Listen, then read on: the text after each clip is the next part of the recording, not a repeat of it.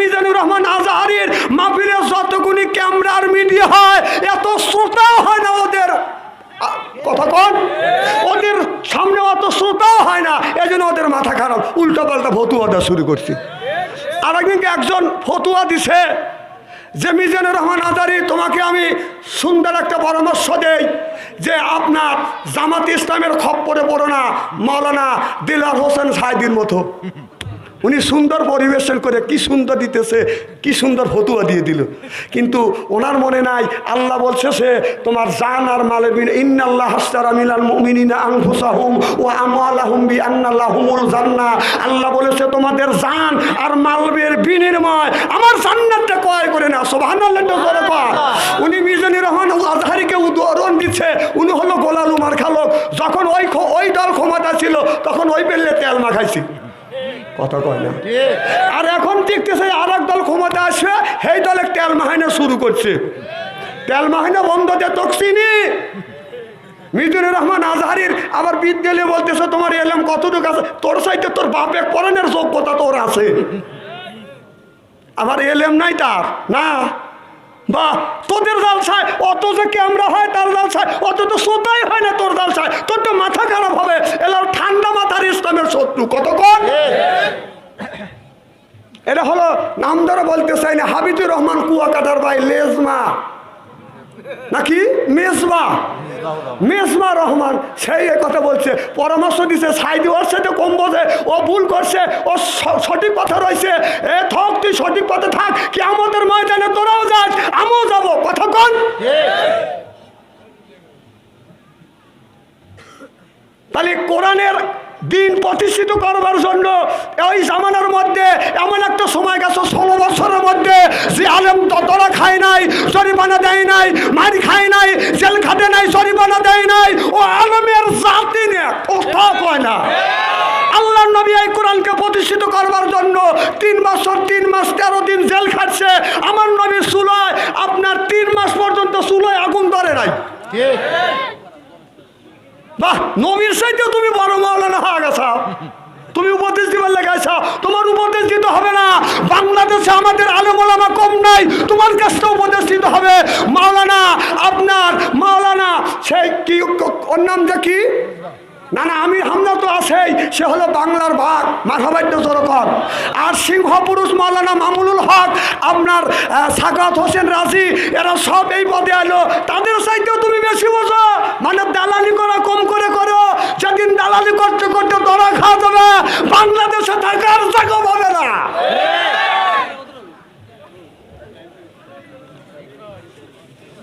খুব খারাপ লাগতেছে তাই না? না না আমরা তো কারোর বিপক্ষে যাই না। তুমি যে পথে কাজ করতে ইসলামের একটু হলেও উপকার হচ্ছে, সুবহানাল্লাহ জোরে কর না। কোরআনের এতগুলি জিয়াদের আয়াত আছে, একটা দিনে তো তোকে ওই আয়াতটা তিলাওয়াত করা দেখি নেই।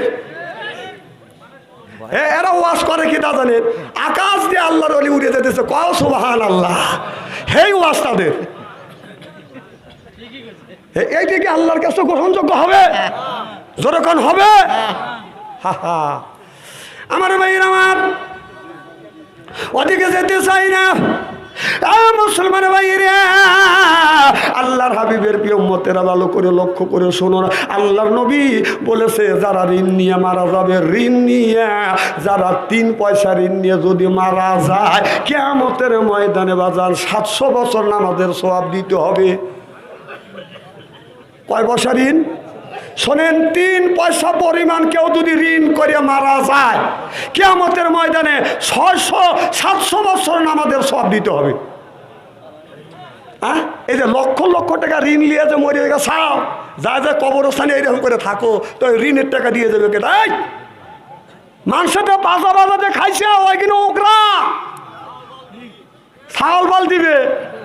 শোনেন, ঢাকায় একটা লোক মারা গেছে, এখন ওই লোকটা নামাজ পড়ে নাই, মোল্লার আর জানাজা পড়াবে না। বলতেছে এই লোকটা তো দুনিয়ার রাখা যাবে না, উপরে একটা ব্যবস্থা করেন। মোল্লারা ফতুয়া দিল যে এদের জরিমানা করা হোক। কি জরিমানা? কি করে? কাফারা ধরে, যে কাফারা ধরো, যে জীবনে নামাজ পড়ে নাই, হিসাব করে দেখে যে 6 লক্ষ টাকা। কয় লক্ষ টাকা? বলে 6 লক্ষ টাকা কাফারা হচ্ছে, দেও জানাজা নামাজ পড়াবো। তখন আর এক ছেলে উঠে বলতেছে, ওই পূবেও মসজিদ পশ্চিমে মসজিদ, হালার বেটা হালাই নামাজ পড়ে নাই, কাফারা আমরা দেবো নাকি? আমার কথা কি বুঝতেছেন? তখন ওই মরে গেলে যখন 6 লক্ষ টাকা কাফারা ধরবে, তখন বলবে যে পূবেও ছিল মসজিদ, পশ্চিমে মসজিদ ছিল, উত্তরে মসজিদ ছিল, দক্ষিণে মসজিদ ছিল, হালার বেটা হালাই নামাজ পড়ে নাই, জরিমানা আমরা দেবো নাকি? মরে নাও, ঋণ নিয়ে মরে যাবে, কিয়ামতের মধ্যে খবর আছে। মনে করেন একজন 5 লক্ষ টাকা ঋণ লিছে, 5 লক্ষ টাকা লিছে দান করিয়া, প্রত্যেক হাজারে আদামন করিয়া দান। আমার কথা কি বুঝতেছেন? প্রত্যেক হাজারে বাদান আদামন করে বাদান দান দিবে। এইভাবে বাদান 5 লক্ষ টাকা নিছে দান, আপনার 1 বছর আবাদ করিয়া দান, মারাই করিয়া বাদান উঠোনে বাদান পালা দিছে। এখন যারা হাজারে বাদান আদামন করে দান দিবে, বাদান বস্তা নিয়ে আসছে, আসে বাদান দান দিতে দিতে দিতে দিতে দিতে দিতে দানের পালা বাজান শেষ। এখনো বাজান 3 জন বাকি। কয়জন বাকি? আচ্ছা বলেন তো আপনারা, কোন লোকটা, যে লোকটা আবাদ করলো ওই লোকটাই অসহায় হলো, না যারা হাজারে আদামন করে দান নিল অসহায় কে হইলো? যে আবাদ করলো সেই অসহায় হলো। দিতে দিতে সব শেষ, এখনো 3 জন লোক দাঁড়া আছে। এখন 3 জন লোক বলতেছে দান দাও, দান তো নাই, দান নাই তোর গরু নিয়ে যাবো। 3 জন মিলিয়ে 3টে গরু নিছে, তার নাঙ্গল জোগাড় সহ। কথা বোঝে না রে আমার ভাইয়ের আমার। মনে করেন কাল কিয়ামতের ময়দানে আপনি ঋণ লিয়া বাদান মারা গেছেন, প্রত্যেক 3 পয়সার বিনিময়ে আপনার 700 বছরের নামাজের সওয়াব আপনি দিয়ে দিলেন। আপনি 4000 বছর এই জমিনে বাদান বাইসে আছেন, আপনি 5 কোটি টাকা বাদান মানুষের কাছ থেকে ঋণ লিছেন, শোধ করেন নাই।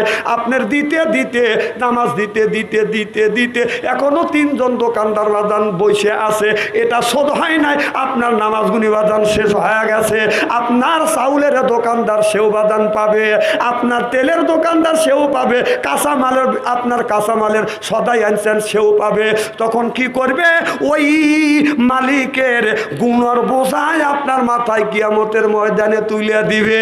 এই যে দরবেশ বাবা কোটি কোটি টাকা নিয়ে পলান লিছিল, কত লোক বাংলাদেশের জনগণের কোটি কোটি টাকা খায়া বাদান 12 বাদান পালাইছে। আপনারা বলুন ওদের টাকা কে দিবে? যারা বাংলাদেশে ওদের বাইর হয়েছে ওরাই দিবে। হ্যাঁ, তোদের নামাজ যে কবুল হবে কেমনে? এই যে কাপড়ে যদি ময়লা পড়ে, সাবান সোটা ছেড়ে বাদান পরিষ্কার হয় না, যেরকম হয়। তাহলে দুনিয়ার সাধারণ মানুষের গায়ের যদি কাপড়ে যদি ময়লা পড়ে, সাবান সোটা ছেড়ে বাদান পরিষ্কার হয় না। কাপড়ে যদি ছাতা, শরীরে যদি ছাতা পড়ে, ও বাদান আপনার শ্যাম্পু দিয়ে সাবান দিয়ে একটা সালার মতো একটা কি জানিলে শোভা না কি কয়, হ্যাঁ শোভা নিয়ে এইরকম করে ডরে। আর একজনে কয় পারে না, কয় বউকে কয় তুই ডলিয়ে দে, কথা কয় না। তাহলে দুনিয়ায় সাধারণ এই কাপড়ে যদি ময়লা পড়ে, সাবান সোডা না দিলে ময়লা ওঠে না। শরীরে যদি আপনার ছাতা হয়, আপনার সাবান সোডা দিয়ে না ডললে বাদান ছাতা পরে হাত ধরে দিয়েছেন কে? না না, ও আসলে আমি করতেছি এরকম করে, পাবলিকে বুঝন লাগবে না। এইরকম হাতে যদি ময়লা পড়ে বাদান সাবান দিয়ে এইরকম করে বাদান ময়লা গুনি তোলে, কন তোলে কি তোলে না। তাহলে এই ময়লা সাবান দিয়ে বাদান তোলা যায়, এই ময়লা ছোটা সাবান দিয়ে তোলা যায়। অন্তরের ময়লা যদি পড়ে, এটা কি দিয়ে তুলবেন? ও মনে বাবলা বাদে লাগে লেগেছে, ধুইলে কি যায় সাবানে সাবানে, মনের ময়লা মুজবে কেমনে?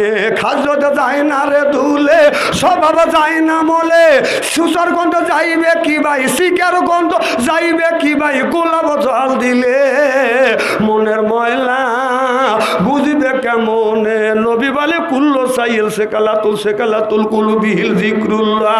আমার নবী বললেন বেশি বেশি করে জিকির করো, কলবের ময়লা পরিষ্কার করে দিবে কে?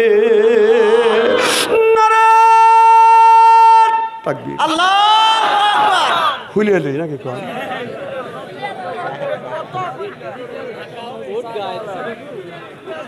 না, খুব বেশি গায়ে দেয়নি কে?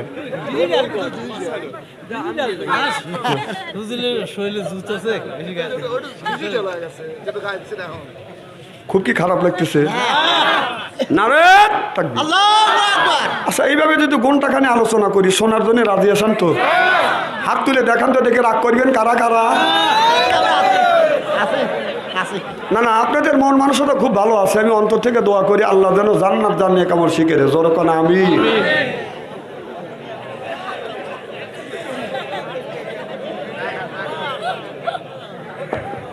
আমি যে গভীর রাত্রে উঠছি, তারপরেও আপনাদের মন মানসিকতা দেখে ভাবছি যে সবে মাত্র উঠলাম, আপনারা এই মাত্র আসলেন, আপনাদের একটা মানুষের চোখের পাতা বন্ধ হয় নাই। আমি অন্তর থেকে দোয়া করি আল্লাহ যেন জান্নাতে জানিয়ে কেমন শিখে দেয়। আমিন কয়। আমার ভাইয়ের, আমার এই বাতাসটাই তো আমার দরকার। আমার মুসলমান ভাইরে, আল্লাহর হাবিবের বিয়াম্মাতের আল্লাহর নবী এই দলিলটা হাতে নিয়ে, কাগজ হাতে নিয়ে বলবে আমি নবী, আমি কোরআনের জন্য ইসলামী আন্দোলন করেছি, কোরআন প্রতিষ্ঠিত করবার জন্য কষ্ট করেছি, সেই জিনিসটাও তোমার কাছে নাই। তুমি তো ইসলাম প্রতিষ্ঠিত করবার জন্য চেষ্টা করো নাই। এদিক তাকান। নামাজ যেমন আল্লাহ ফরজ করে দিয়েছে, নারী পুরুষের জন্য নামাজ কি আরো জোরে বাদান, গরিবের জন্য বাদান নামাজ ফরজ, ধনীর জন্য বাদান নামাজ ফরজ। টাকা থাকলে তার জন্য বাদান জাকাত ফরজ, টাকা থাকলে হজ ফরজ, টাকা থাকলে বাদান কোরবানি ফরজ। আর যারা গরিব আছেন, কৃষক, শ্রমিক, ছাত্র, এরপরে শ্রমিক, যারা ভ্যান চালায়, রিক্সাওয়ালা, কৃষক, প্রত্যেকটা মানুষের জন্য বাদান আপনার নামাজ যেমন ফরজ, দিনটা প্রতিষ্ঠিত করাও, ইসলাম প্রতিষ্ঠিত করাও বাদান ফরজ। শুধু ফরজ না, ফরজ হলো আইন। সুবহানাল্লাহ কর। নামাজ যেমন গরিবের জন্য ফরজ, ইসলামটাকে প্রতিষ্ঠিত করবার জন্য কৃষক, শ্রমিক, বাদান, ছাত্র, জনতা, ধনী গরিব নাই, প্রত্যেকটা লোকের জন্য বাদান আপনার এই নামাজটা ফরজ। আল্লাহ কোরআন কারিমের মধ্যে বলতেছো আজা আল্লাহ লিল মুত্তাকিনা ইমামা, আল্লাহ বললেন একটা নেককার পরহেজগার ইমাম বানাও। সেই ইমামটা হলো বাদান ওয়ার্ডের ইমাম, সেইটা হলো মেম্বার, সেইটা হলো ইউনিয়নের ইমাম, সেইটা হলো চেয়ারম্যান, সেইটা হলো বাদান আপনার থানার ইমাম, সেইটা হলো বাদান এমপি, একটা হলো রাষ্ট্রীয় ইমাম, সেইটা হলো বাদান প্রধানমন্ত্রী। ওয়াজা আল্লাহ লিল মুত্তাকিনা ইমামা, সিল্লাকান আল্লাহু আকবার। এ কথা কার? আল্লাহ। জোরে বলুন আল্লাহ। যারা কথা বলবে না তারা আল্লাহর দুশমন। বলেন ওয়াজা আল্লাহ লিল মুত্তাকিনা ইমামা, এ কথা কার? না না, আমি বানাইলাম না, আয়াতটা আমি বানাইলাম। তাহলে আল্লাহ বলতেছে ওয়াজালনা আয় আল্লাহ লিল মুত্তাকিনা ইমামা, একটা নেককার পরহেজগার ইমাম বানাও। সেই ইমামটা হলো ওয়ার্ডের ইমাম, সেটা হলো মেম্বার, ইউনিয়নের ইমাম সেইটা হলো চেয়ারম্যান, থানার ইমাম সেইটা হলো এমপি, রাষ্ট্র ইমাম সেইটা হলো প্রধানমন্ত্রী। 16টা বছর সেই ইমাম আমরা বানাতে পারি নাই, দিনের ভোট রাইতে হয়ে গেছে। কোথা কয় না জোরকন। তাহলে এই আয়াতের বিপক্ষে গেলাম, ভেস্তে যাবে যাও। বাহ, আমাদের এলাকায় একজন লোক ভোট দিবার কাছে, বুড়ো মানুষ, যে কখন মরি কখন বাঁচি, একটা ভোট দিয়েই আসে। লাঠি হাতে করে বুড়ো মানুষ গেছে। এখন যেই গেছে কয় চাচা তোমার ভোট হয়ে গেছে। কও কি বাপু, জীবনের শেষ ভোট দিবে আসলাম, কে ভোট দিল রে বাবা? চাচা চাষিক নিষেধ করেন। কয় কে? চাষির ভোট হয়ে গেছে। কও কি বাবু, তোমার চাষি 6 মাস আগে মারা গেছে, সে ভোট দিয়ে গেল, আমার সাথে দেখা করলো না। এই কয় চাষা শিক্ষুর। শিক্ষুর মানে ওই ফিল্ডে গড়াগড়ি শিক্ষুর। এখন লোকজন কাঁদি হয়ে গেছে, বুড়ো মানুষ গড়াগড়ি করে কাঁদতেছে, পুলিশ এসে বাসি ভুবারতেছে। কি হয়েছে চাচা বলো? কানা তোমার কাছে বললে আমি বিচার পাবো না। কও কি বাবু, আমরা আইনের লোক, আমরা যদি বিচার নাই দিয়ে বিচার দিবে কেটা? ঠিক আছে বাবা বিচার দাও। 6 মাস আগে আমার বউ মারা গেছে, আমার বউ এসে ভোট দিয়ে গেল, আমার সাথে দেখা করলো না। কে? পুলিশও লাখে কাপুলে চলে যেতে, জানে যে আমরা কি ইলেকশন করতেছি। কথা কম, কথা কম। 16টা বছর আমরা সঠিক জায়গায় ভোট প্রয়োগ করতে পারি নাই। কথা কম। তাহলে যে ইমাম বানাবো কোরআন অনুযায়ী, আল্লাহর কথা অনুযায়ী যে ইমাম বানাবো, সেই ইমাম তারা 16 বছর বানাবে দেয় নাই। আমরা তারপরে 16টা বছর মাহফিলে আমরা ওয়াজ করতে পারি নাই। আর সেই বলছে আমরা কিন্তু আওয়ামী লীগের সভাপতি। কম কি হয়েছে? কয় যে যদি কোরআনের আয়াত যদি সরকারের বিপক্ষে যায়, নেতা নেত্রীর বিপক্ষে যায়, তাহলে ঠ্যাং কাইটে হাতে তুলে দেবো। বাহ, ক্লিয়ার কথা। আল্লাহ রে, দ্বিধা দ্বন্দ্ব করে না।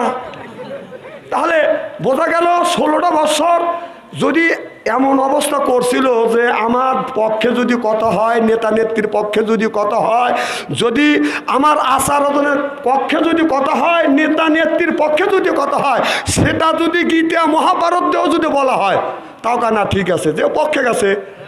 আর আমার যদি বিপক্ষে যায়, আমার নেতা নেত্রীর বিপক্ষে যায়, সেটা যদি কোরআন হাদিস দিয়েও যদি বলা যায়, মোট আইন আনসাইন্টিফিক কথা ঠিক হয় না, কথা কয় না, কথা কয় না।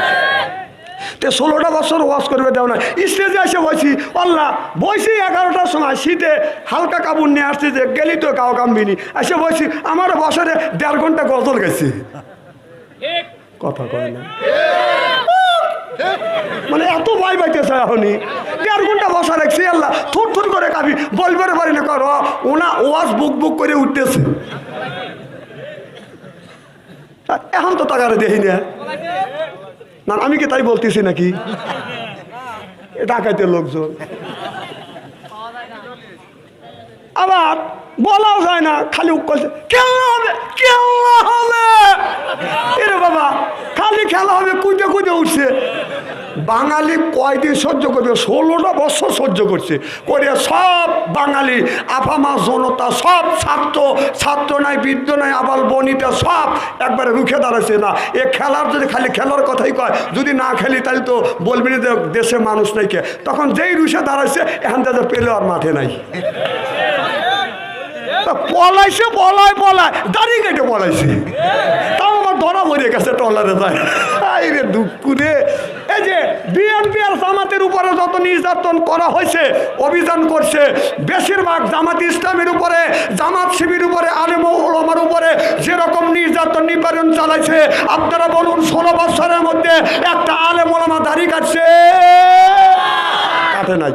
আর তোমাদের খেলা হবে, তোমরাই ডাকছে, খেলা লেগে কেমন রেডি হয়েছে, দাড়ি কেটে বলেছে, আমাদের ধরা খাওয়া গেল। তাহলে বোঝা গেল তোমাদের এই দাড়ি আল্লাহ রাসূলের হুকুম মতে দাড়ি রাখো নাই, এই দাড়িটা রাখছে মানুষকে দেখায় না। দাড়ি কথা ইস্তেরি করে ফেলাবো কিন্তু আমি। আমাদের মধ্যে কি নামাজি নাই? না না, তোমাদের মধ্যে নামাজি আছে, ইহুদিদের মধ্যে নামাজ নাই, কথা কন। তোদের নামাজ আর ইহুদিদের নামাজের মধ্যে কোনো কম বেশ নাই, তোদের দাড়ির মধ্যে আর ইহুদিদের দাড়ির মধ্যে কোনো কম বেশি রেখে খেলা দেখলে দাড়ি কেটে বলা। না আমি কি তাই বলতেছি নাকি? না না, ওরা ভালো মানুষ,